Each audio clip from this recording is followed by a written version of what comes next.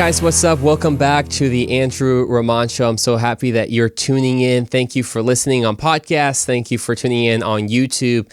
Today, it is an honor to have a very, very special guest. Not a new guest per se, because he's been with us last year to talk about different things. But today, we're continuing our success stories, where I interview people who are making a difference. And it is an honor to have not just anybody, but a #1 Billboard artist here with me on the podcast with over 100,000 monthly listeners. Only that's just Spotify alone that I got those numbers of. I mean, his song, The Patriot, which I purchased, by the way, I got you there.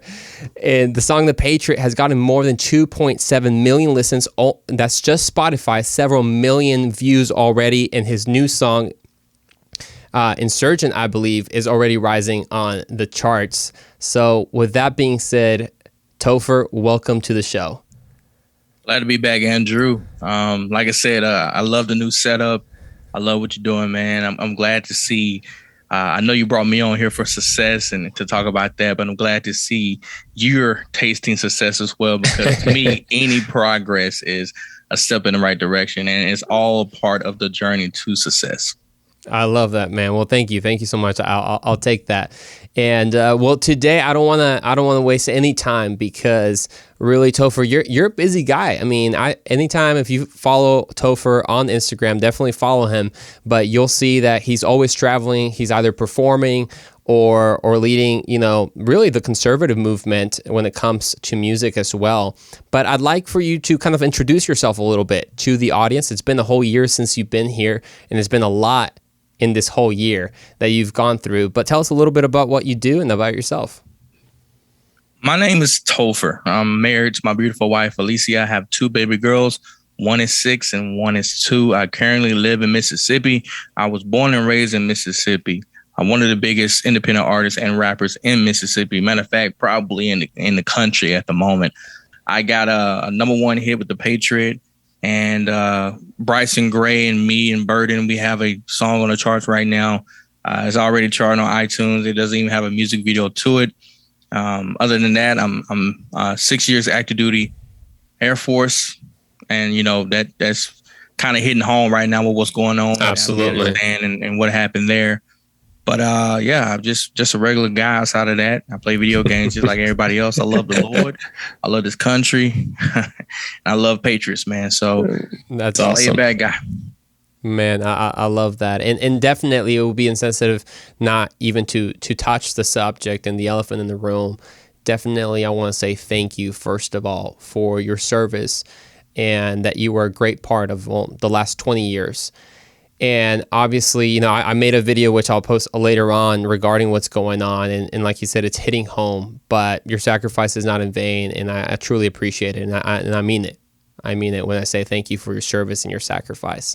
So you came back, and now you're pursuing your career. You're pursuing your music career. Like you mentioned, #1 Billboard song, your new song with Bryson Gray and other artist. And I think The Patriot was with the Marine rapper as well. I saw him on it. It's just it's growing on the charts, and I think that you're leading a movement in music, in rap, coming from a grassroots start per se. But did you ever see yourself, I mean, take me back, here's Topher as a kid. Did you ever see yourself where you are now? I saw myself in front of thousands, but I never saw myself in this fashion, right? I just thought I was going to be the typical hip hop artist, sign a major deal, tour around the country, around the world. I never thought that God had this in store for me, right? I never knew that I was going to do it independently without label. And not only that, but at the same time, I was going to be fighting against culture and trying to help change culture and be a culture a leader and a leader within the conservative movement. Never would imagine any of this. And that's why I always tell people, if God were to show you what you had to go through to get to where you want to be in life, you probably wouldn't want to do it. Right? If he would have shown, you're going to be banned, you're going to be canceled. A lot of people are going to hate you for your views and this and that. But at the end of the day, you're going to be successful. I'm probably like, well, I might want to just take this other route. Yeah. I'm thankful for the journey, man. Like I said, I'm thankful for the people that have shown support regardless. And to me, that's what's more important, knowing that there are people out there that resonate with this message, and I'm touching the lives of young kids and older generations, and everyone's just coming together agreeing that, we love God, we love this country, and we want to make sure that we protect it and preserve it for future generations. I love that. I love that focus of the future generations, because it's not now. It's not all about now. It's about what happens tomorrow for our children's children and beyond that. And I wanted to ask you, because for me, you're very inspirational, because I love music. I've never recorded songs or anything like that, but I love music. And you said an important word when you were describing your journey, that you're not labeled. You're not necessarily with a record label. And now, what does that mean for those that don't know and they're like, oh, well, it doesn't make a difference? I think it makes a little bit of a difference. But could you break that down a little bit of how your journey has been really supported, really grassroots movement? Yeah. So if you're an independent artist, it just simply means that you're not signed to a label with a 360 deal. 360 deals mean that you give up your rights to your masters and everything, distribution, and just all your publishing rights and everything. But for independent artists, well, unfortunately, we'll just go back. So the reason why that's important is because that's where you make most of your money from. Whoever has control over that content is going to be the one that wins out in the end. So being an independent artist, you have control over all that. So another added benefit to being independent is I can talk about what I want to talk about without someone trying to shelve my album or shelve my song. That's true. Release when I want to. So if I want to release on a Tuesday or a Sunday night, I can do that. No one's going to stop me. Yeah, you don't have to go through the bureaucracy and try to move mountains to try to do what you want. I love that. I love what you mentioned there. And, you mentioned something that you said, if God would show you the process it takes to get where he wants you to be, you probably never take that road to begin with, because of all that struggle. Could you maybe walk us through some of the things? I mean, you highlighted some stuff, hinted some stuff like being banned or things like that, especially with the song Patriot. But would you kind of walk us through maybe some of the challenges that you've had through this process? Absolutely. So for those of you, if you watched me last year, if you didn't, I got a lot of my start from TikTok. So I became like the face of conservatism on TikTok. And it inspired many other great content creators that we see today, like This Is Savvy, Gothics, and all the others. And once we got enough people talking about the same values and understanding politics and breaking things down, I felt it was time for me to go ahead and move into something that was unique and only I can kind of do. And it leaned toward my natural gifts, which was music. I started TikTok talking about different things, not because I was a great speaker or orator, just because I was fed up and I wanted to try to get some type of message out there, some type of truth. So what I decided to do is transition into putting more into my music. I've often shied away from that because of the backlash that we receive or I've received from my family members, from friends. And, it's kind of sucks, right? A lot of people, well, not a lot of people, but anybody for the most part that says they blew up or became successful, they'll tell you specifically within the music industry, you tend to be respected and get more love from people who don't know you versus those people around you. Because in their eyes, I will always be Chris. I'll always be the Chris knucklehead or whatever who I am, the one they've been known their entire life. But to others, when they first hear my music, when they first see me, it's like, oh, this dude is goated. Yeah. As the saying goes, no one's a prophet in their own land. Exactly. I mean, even Jesus wasn't a prophet in his own land, right? Yeah. It's like, what good comes from Nazareth? There you go. So exactly. So I just, it's fun. It's fun to see that happen, and it's fun to prove them wrong. It's like, nah, guys, I'm gonna be successful, and I'm gonna do it how I want to do it. I'm tired of you guys bullying me into doing things and saying things that I just don't agree with, and I'm not gonna stifle my voice or hold back my concerns out of fear, right? Out of fear of rejection from you. Lecrae, one of the things he said in the song once before, I forget the name of the song, he said, if you live for their acceptance, you would die from their rejection. Yeah. So I don't want to live that type of life. I just want to live the life that God appointed me to do. And as long as I'll keep putting him first, I know he's going to keep blessing me.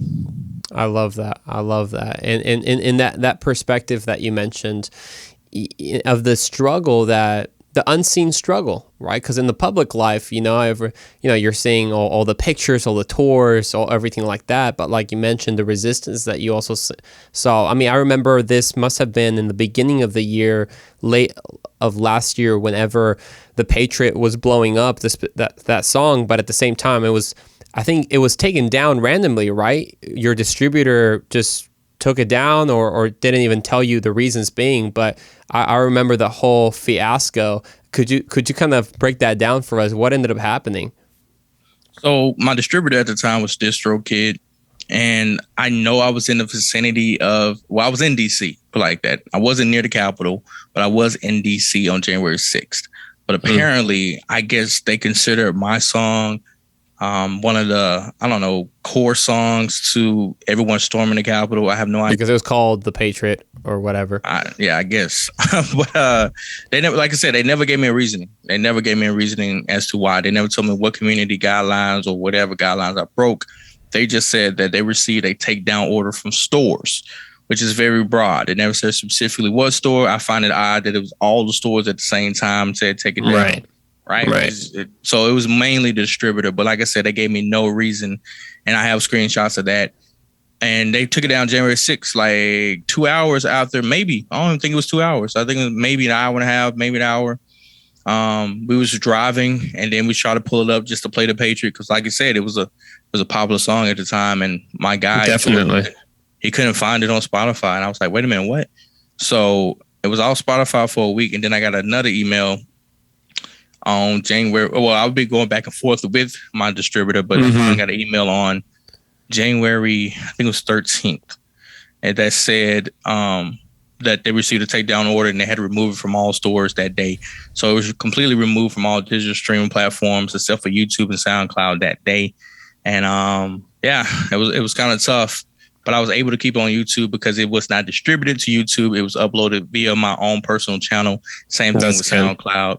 So I know it has something to do with my distributor. And I decided to go with another distributor with that after about a week and a half, and I uploaded. It was crazy because they told me if I tried to re-upload the song without fixing the issue, they were going to remove and ban my account permanently.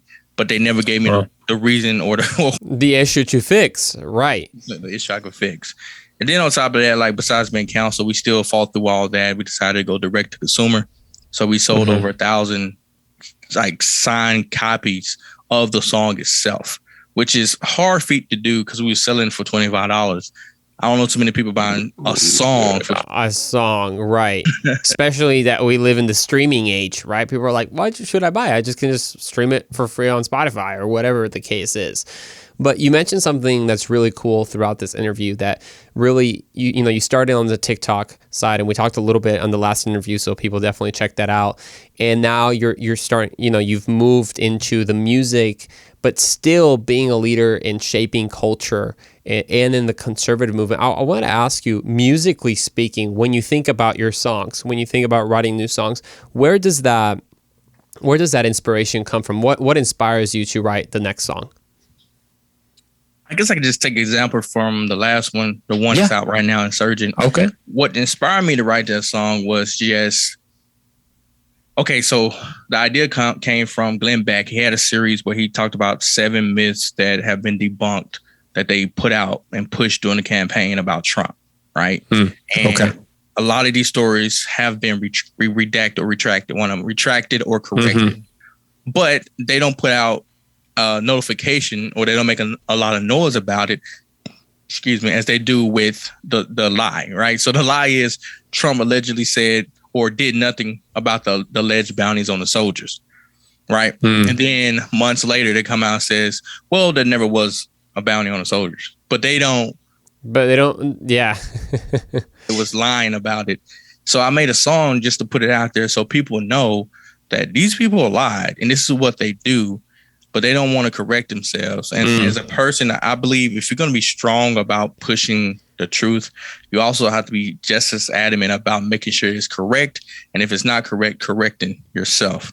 And I do that. I do that for myself sometimes. There's videos out there where I said something, got it wrong, come back, make an apology, give you the correct information.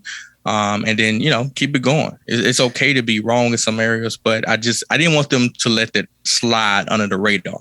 So no, you're not about to fly below the radar. We're going to make sure we bring this to light so people understand who you are and what you would do to make a person look bad so you can win an election. Yeah. Because if all these things were proven false before the election day, then we probably would have a different president for sure.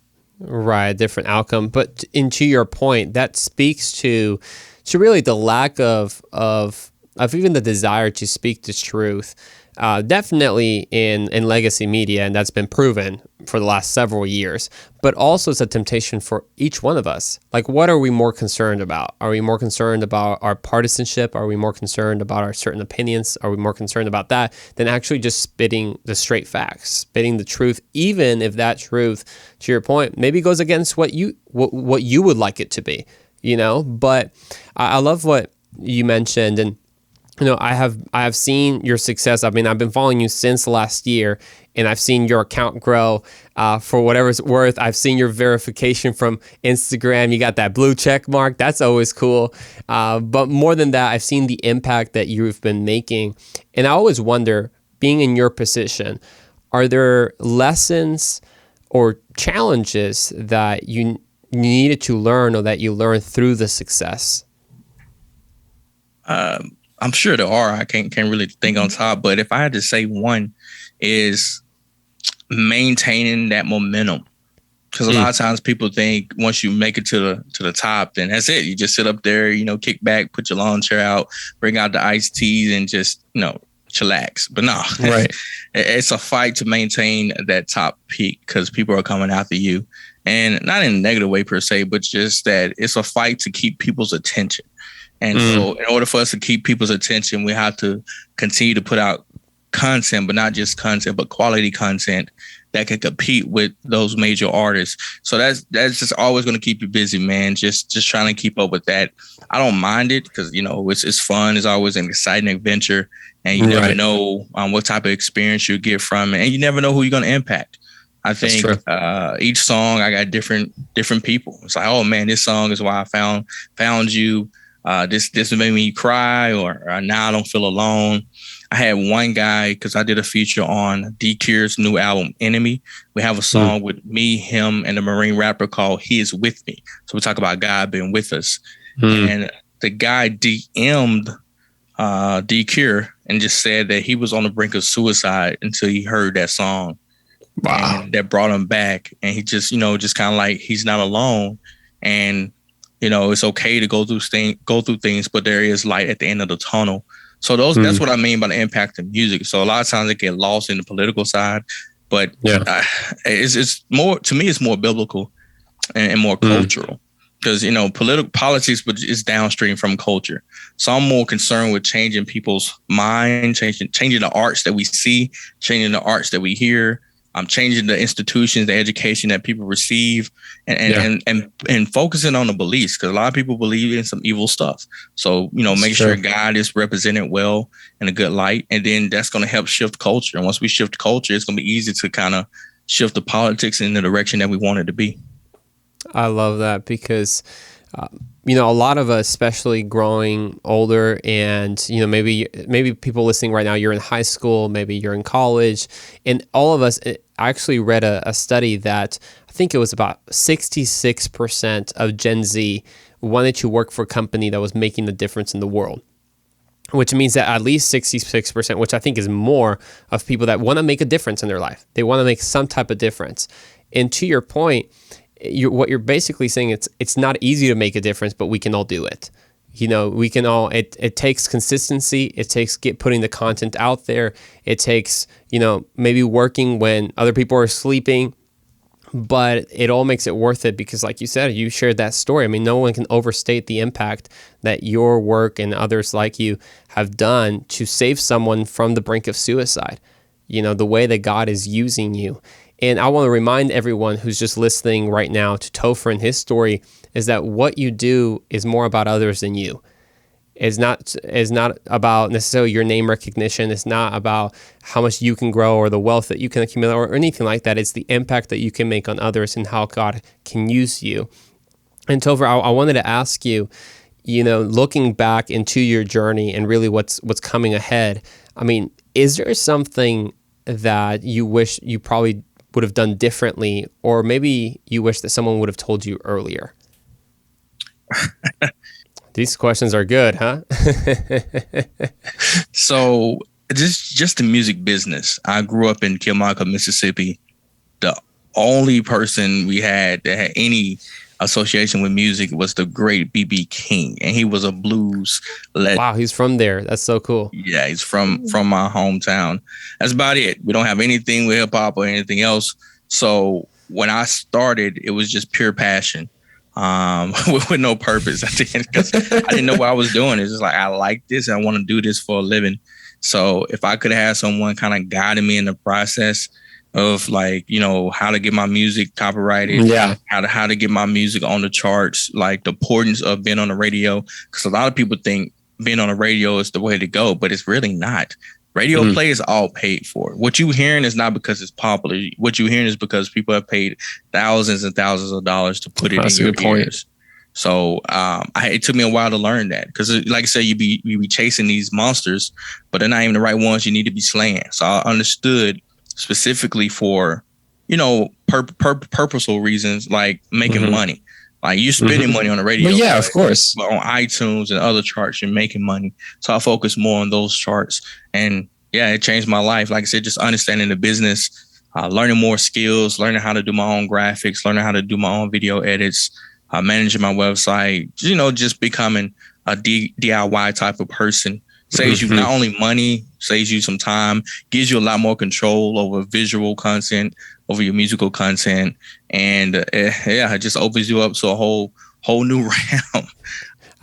No, absolutely. Yeah, absolutely. And one thing that you mentioned really stood out when I was listening to you, that you said in the area of music that you're doing, hip hop, you didn't necessarily have a role model from your town or a role model from your surroundings. Like you said, B.B. King, obviously the king of jazz, right? And jazz / really in the blues side. But yourself, you were very much of a trailblazer, and you are very much of a trailblazer. Like you said, probably one of the most famous and upcoming individual and independent artists that there is, not only from your state of Mississippi, but probably in the country. And that stood out to me because maybe there's a lot of people listening right now that are kind of just looking for an example, right? They're looking for an example as a reason that it's possible. But something that's so amazing is examples are awesome, examples are inspirational, but ultimately is not because of examples that all things are possible, but it's because you believe in God that all things are possible. So when there are no examples, you can be like Topher, for example, that he said, hey, I'm gonna start blazing this trail, even if there's no one that I technically look up to and I can follow their exact plans A to B or A to Z, but you can start wherever you are. So, I encourage everyone listening right now, maybe this is resonating with a passion that you have and you've never seen someone do it, or you've never seen someone do it the way that you feel it should be done. Or maybe God's placed some desire in your heart to change the world in a certain way that no one's ever done it before.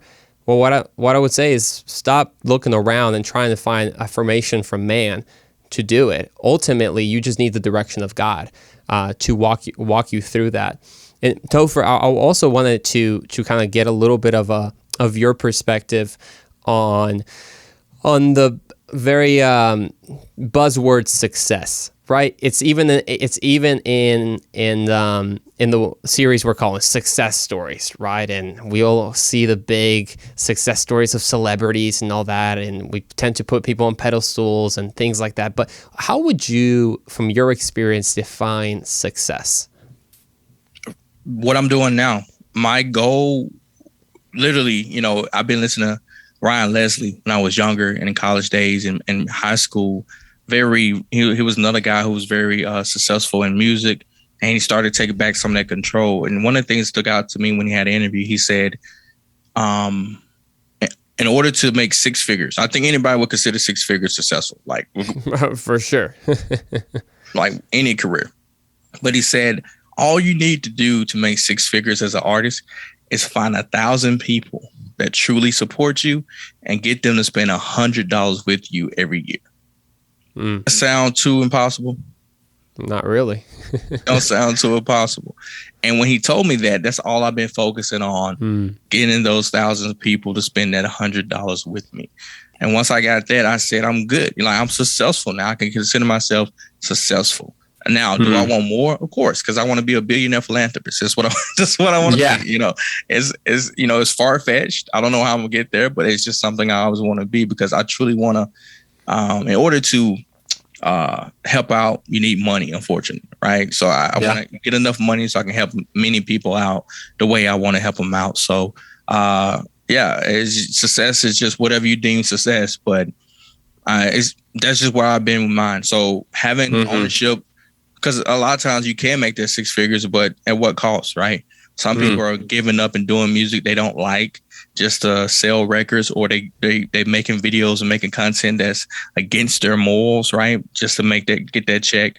I don't have to do that. I'm not running around running from gangs or anything like that. I go to sleep at night in my peaceful neighborhood, peaceful family. I can wake up every morning and, if I want to go worship God, I can.